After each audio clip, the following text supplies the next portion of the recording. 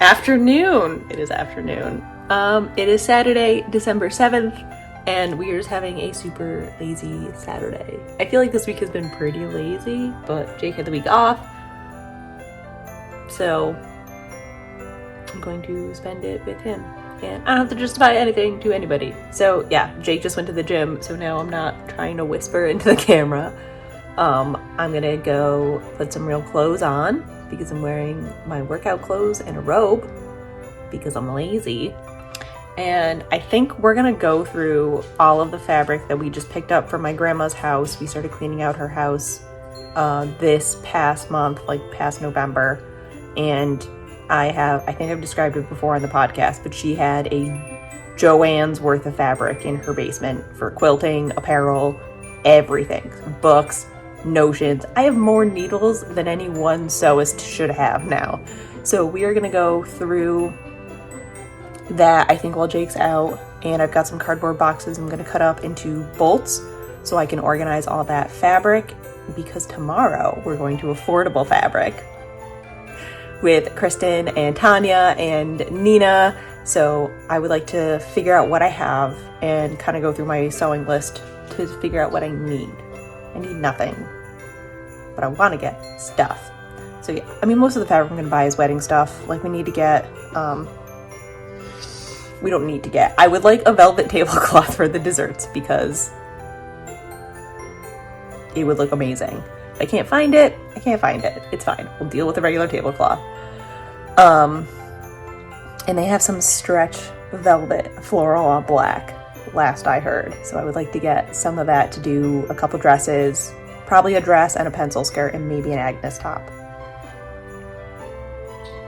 So yeah, we're gonna do some fabric. I'm gonna wind some yarn because we've got yarn that just went into the update last night. So thank you everybody who shopped. We're gonna pack those up on Monday. So we're gonna scan up that yarn and get it into bins and then go do some fabric sorting and get more coffee.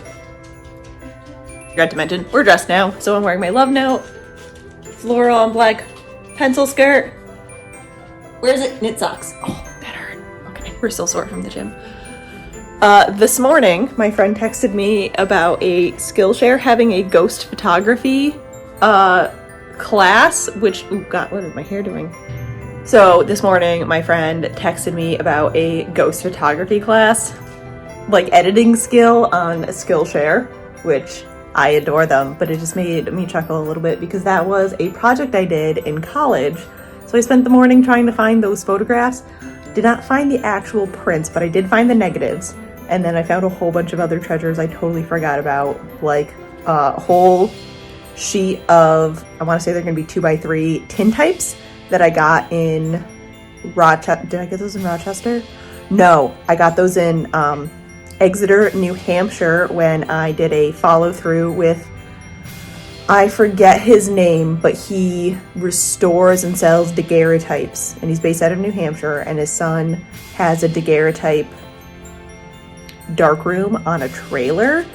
Daguerreotypes are the very old, I am not explaining this, they're a 19th century process. They're very hard to create, they're very hard to photograph and mix chemically. The chemicals are very dangerous. They do explode if shaken too much, kind of thing. Like, mix the wrong thing, your cart explodes.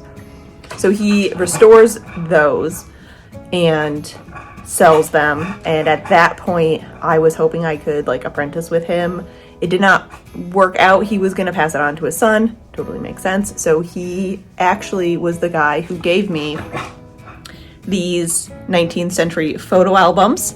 I think the oldest one's from 1882, and I love them dearly. I need to find a better way to like store them than just on my shelf. I would like to sort of display them in their own cabinet one day. And he gave me a sleeve of tintypes, which are like the easier and cheaper version of daguerreotype. So I have a whole sleeve of those, and I now want to find tiny little frames to put them in. I did find a silver plated frame in my grandmother's house in like a weird box of baking dishes in her basement. So I can put one in there, and I do have, oh, I don't know where they are. I have some 18th century brass frames from Waterbury, Connecticut, which is the Brass City. They used to do daguerreotype and tintype frames and like the little velvet boxes. My arm is getting so tired holding this camera up. So yeah, that was a little fun adventure back into my photo past. So we are going to get ready and go through some fabric.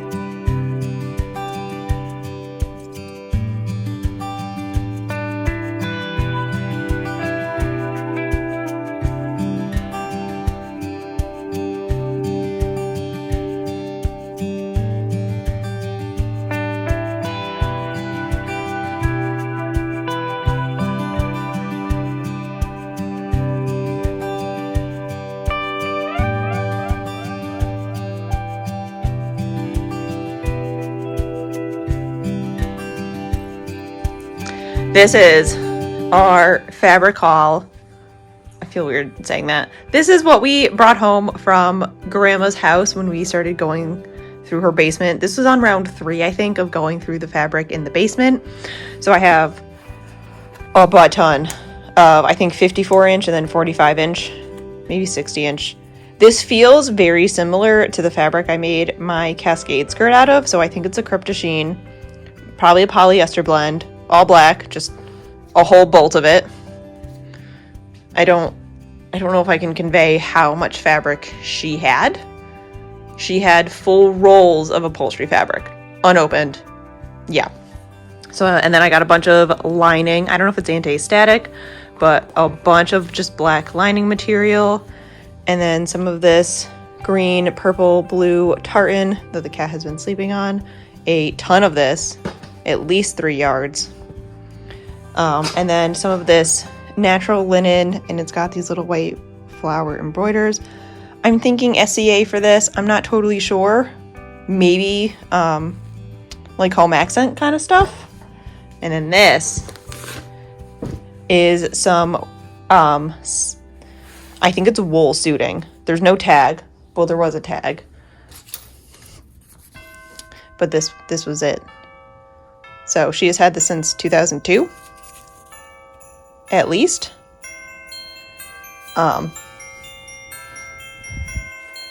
I have a ton of this. So I'm going to make my robe bluet out of this material. I'm going to do the sleeveless version.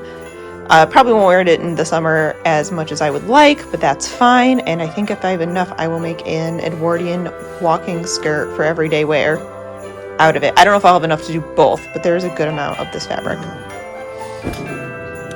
Then I got this like sweatshirty blanket material. I don't know what I'm gonna make out of it, but I really liked it. So I might just bind off the edges and make it into a throw. It's beautiful and it's super soft. And everything has been washed. Nothing's been ironed. And then just some white cotton for fabric mock-ups. She was an avid quilter, so there's a lot of quilting cotton. And then this is this gorgeous white brocade with the florals. I don't know what my plan is for this. I was thinking maybe making something wedding related out of it, like the rehearsal dinner outfit or something. There's not a ton of it, so I'm not sure, but it was just beautiful, so I grabbed it. And then I also got this woven something. Again, I have no idea what I'm going to do out of this, maybe a blanket. It's pretty thick, so I could probably do like a jacket out of it. Maybe like a pencil skirt. I don't know. It was just really nice. So it was in her winter fabrics. And then a little bit of quilting cotton, maybe a project bag, maybe just something. It is covered in cat hair. And then some more of the natural linen with embroidery. Probably SCA stuff. She had a bin of silks, so I got a bunch of silks. I have no idea what I'm going to do with these, but they're beautiful. I might just, you know, frame some and put them up in my sewing room. These ones are my favorite. They're wood grain. So I have this deep burgundy and the silver. Again, no idea what I'm going to do with these. There's not a lot of them. I don't know what she used them for. I've never seen these before, so that is what I got. In fabric, I also got that, and that's full of things. I also got that, and that's full of things. I also got all of these, except that's my X-Acto knife. So quilting, cutting mats, guides, and this is a bag of lace and trim.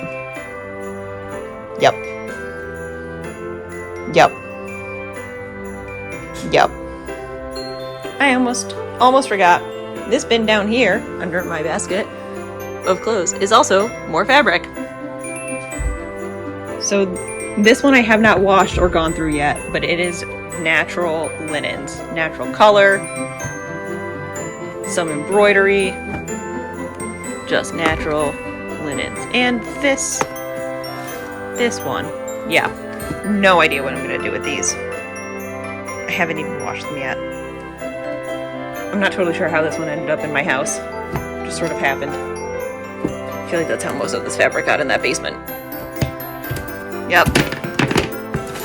So it's just living in the wedding pile.